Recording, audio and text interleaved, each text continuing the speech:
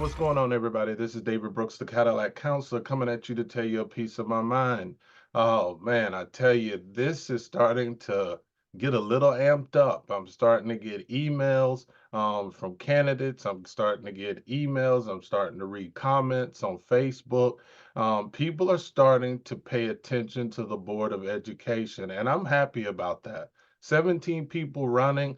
There's a lot of information that you got to sift through. And I think it's our we should have the pride enough to have our due diligence to do it.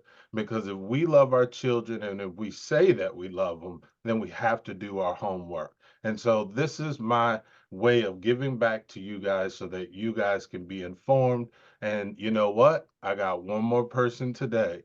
I have Mr. Josh Bokee, and me and him chatted for a quick little second, and he's already ran for some offices in the past. He's won some, he's lost, but he said, he's ready to give this a chance for the kids, and I'm more than grateful to have him on. So I will let him introduce himself before we get into some of the questions. How are you doing, Josh? David, I'm great. Thank you so much for having me. Really appreciate it. And David, as someone yourself who has run for the school board, I think you've been in our shoes as a candidate before, and really appreciate that you're offering this opportunity to move the dialogue and keep that discussion going here, so people can kind of figure it out. So I'm great. I'm looking forward to this. Well, first question, who are you? Just tell the people who are you. Sure, absolutely. So my name is Josh Bokee. My wife and I, between us, we have three teenagers. My oldest is actually a sophomore at Frederick High School. I've lived here in Frederick for about 20 years, have been very active. As you had indicated, I previously served on the City of Frederick's Board of Aldermen, or City Council, as some folks might know it. Really, as the Board of Education seats were coming up, I really felt like I could contribute from my prior experience and perspective to be able to help lend a good perspective onto the board, and really help the school system and students move forward. Very good. I was reading on your form that you sent me about kind of some highlights, and I saw in there about redistricting. And I know you guys at Frederick High, you guys have been. I have some friends that live over in Whittier, and they were just livid about this redistricting. Can you tell me what's your opinion on the redistricting in Frederick High?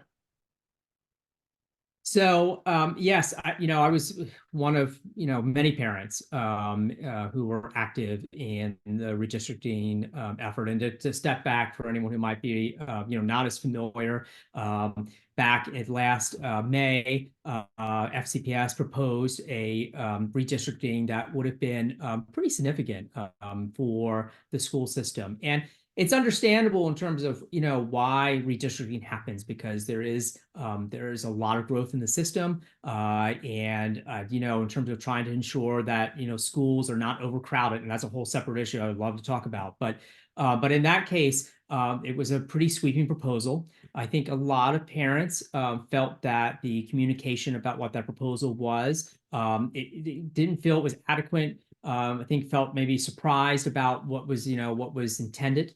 But I will really give a lot of credit. You mentioned credit from parents in Whittier, but it was Whittier and other neighborhoods.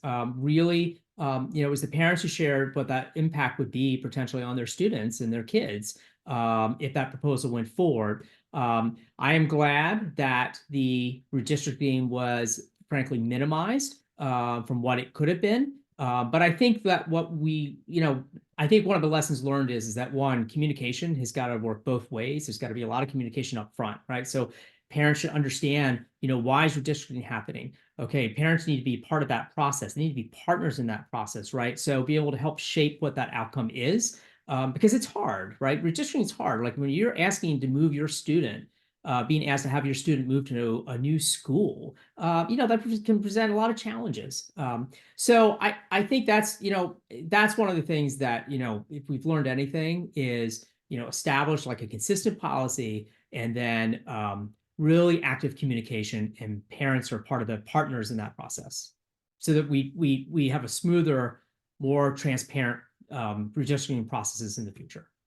So what I'm hearing more out of this is that it was about the communication or the lack of that kind of made this such a overwhelming task to the community. I think that's correct. And I think, like I think at the end of the day, I appreciate that the board listened to the community's concerns. And at that point, with that initial proposal, which was, again, so significant, and the impact it would have had, for a lot of those students, all the students in the system have just, come through not too far removed from COVID, which was, a significant disruption. We could go on and on about that for an hour alone, but to have created potentially that much change so quickly, again, probably wouldn't have been in anyone's interest. But that's correct. Communication, partners in the process, and consistency.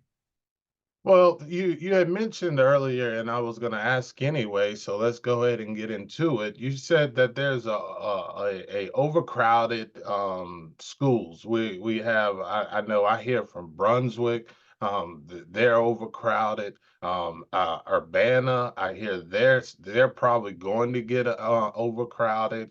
Stockton is getting overcrowded. How are you going to go about if you make the board? How are you going to fix that problem? So it's right, not an easy problem to solve. If it was, we would have solved it already. And the number one issue is adequate school construction funding. Frederick County grew its student population by 9% in the past year. That dwarfs any other school system in Maryland. The next closest school system to grow as close to Frederick was 2%, 1.5%, 2.25%. So one of the things that I feel like I can bring from my prior experiences, is both a combination of being a collaboration as well as an advocate.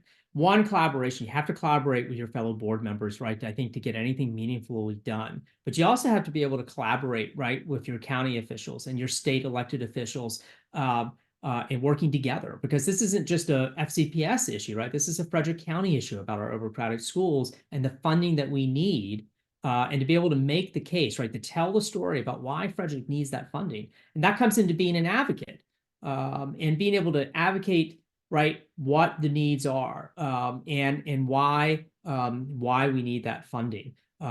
And so that's overcrowding schools and helping to address that. That the other part to that, that I think you started to mention, right, in addition to overcrowded schools, is we have a number of schools, actually including Brunswick. Brunswick High is probably one of the most prominent, where they're in need of a new school because the existing school facilities are completely inadequate. But again, funding is the issue. So that's what we really need to be able to try to do, right? Collaborate and then advocate together for the funding we need. Well, I mean, you said you served 4 years on the city alderman as a city alderman. How is that going to, well, not just that, but how is your experience going to help us with this budget? Because I mean, something has to be done, because if we don't do something about the budget, we're never going to get the quality of teachers that we need here in Frederick. What do you think about that? Well, and I mean, I think you said it, David, right? The having high quality educators and support staff and administrators is vital, if we want to help ensure. And this is one of the reasons that um, Spencer, our son gets a great education at Frederick High School, but I want to help ensure that every student has opportunity to have world-class education, regardless of where they are in the county, right? That they have access to all the opportunities that we expect success, both academically and preparing them for life of every student. And part of that, right, goes into ensuring that we have really high quality educators and support staff to be able to help make that happen. And I don't know that, right? So the school system obviously doesn't fund, right? It doesn't raise revenue, but that's where we've really, if there's anything that I've learned in prior experiences, is again, is that you've got to bring people to the table, right? You've got to bring the county, you've got to be able to bring your state folks together, and be able to figure out these solutions, and collaborate. And then again, if we need to advocate to the state for additional funding, which I believe we do, then we need to help support our state representatives in doing that. So a lot of people, I'm hearing a lot of voices coming from let the money travel with the student. Give people the choice to send their student wherever they choose to go. How do you feel about that topic?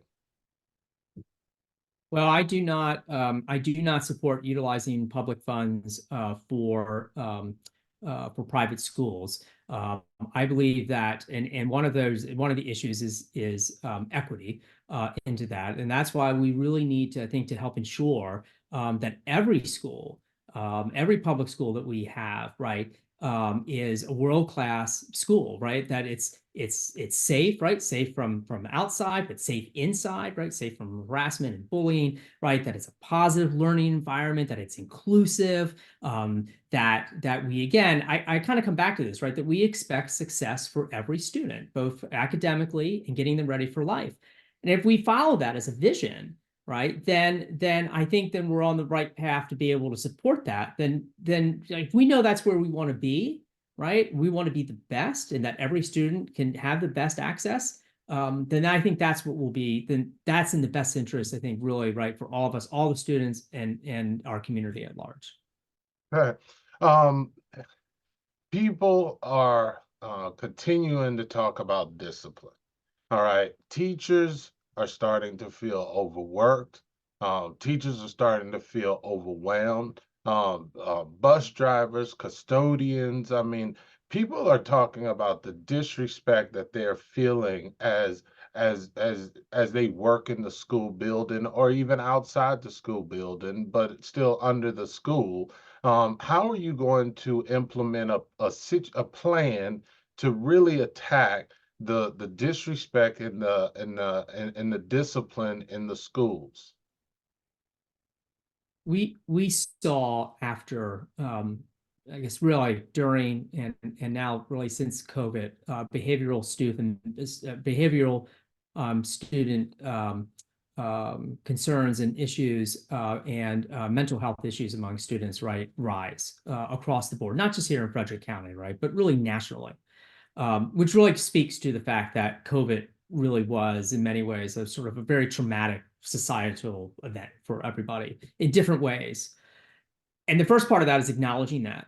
And then the second part of that, as a role as a Board of Education member, is to work with leadership, right? The superintendent, who's running the day-to-day system, to ask first, are the resources aligned to where you need them? Do we have enough counselors? Do we have enough, behavioral specialists? Do we have enough support staff? And then the next part of that is reviewing the policies in terms of, well, do the policies support what we're trying to do, which I mentioned earlier, right, is ensure that our every school inside is a safe environment, right? It's, again, safe from bullying, safe from harassment. And then if they're not, then we need to be able to make those changes. And then we have to support those changes. And then we have to, I think, crucially, this I think is for any topic, we've got to be able to then monitor them and then say, are we meeting the expectations we set? And we have to be willing to be candid about that if we're not. And then if we're not, it's okay. I mean, it's not okay that we may not be meeting them, but it's okay to acknowledge it. And then, okay, if plan A doesn't work, then let's go to plan B and figure it out from there. Uh, But again, transparency is part of that conversation. It's essential. So people are asking about parent rights, that children are able to have a life of their own without their parents knowing about it in the school system. How do you feel about that situation? Well, first of all, I think overall, right, there's parents are obviously partners in this process, right? If for students to be successful, for every student to be successful, parents are partners of that process. But so are educators, and so is our larger community. Those are the three legs. Um, and school system has policies to, one, help support to ensure that, again, every student feels that they are in a safe and inclusive environment, positive learning environment. If a student doesn't feel safe, either in school or at home, there's no way that learning can happen. There's no way that we can expect them to become their true selves in terms of over the course of a lifetime, to be able to be successful, to have confidence. And I think that if we are following, and there's a whole host of policies, right, that go to support that. But if we start from that central tenet that we want students to feel safe, and that they feel included, and it's a positive environment. If that's where we start from, then that's where we should be supporting, and then we should be able to move forward from there. And that's what, a variety of these policies all converge to help do. Special education. It's always been my passion. I used to work with autism for several years, Asperger's, but that was before the spectrums were taken away. But what is, tell me your experience or what you would even bring to the table to help kind of rebuild the special education department in Frederick County. So I've had the benefit of having starting some conversations, especially with educators who work within special education, and really to listen to, right, their perspectives in terms of, how are they feeling, what are they seeing, and I think that's the first step is to me is listening to both perspectives from educators, listening to parents who have children who are in special education programs. Obviously, the system, in 2021, has entered into the settlement with the Department of Justice regarding seclusion and restraint. And that was because at that time, FCPS was in violation of Title II of the American with Disabilities Act, because it found that there was the part of that was driven right from the statistics that even though students with disabilities only made up about 11% of the system, 100% of those students who were in seclusion were with those who were disabilities, and 99% of students who were being restrained were also students with disabilities. And so the DOJ and the FCPS came to the settlement with that. Since then, FCPS, under the current superintendent now and under this current board, are implementing that settlement, right? And part of that goes in terms of, right, staff support, staff training. I think educators that are in this space, from what I've heard, I think feel that they in some cases feel very overwhelmed, that they need additional support, they want additional mentorship, they want additional training. At the same time, parents want to make sure that they feel secure that their students are in an environment that, again, is safe, and that their students can learn too. I think the biggest thing as a board member is being able to understand where we are, and continuing to work with the superintendent to monitor where things are. And again, being honest and transparent that if along this process it's not working, that we acknowledge that and we make adjustments so that we get to where we need to be on to there. Well, Josh, I thank you for coming on.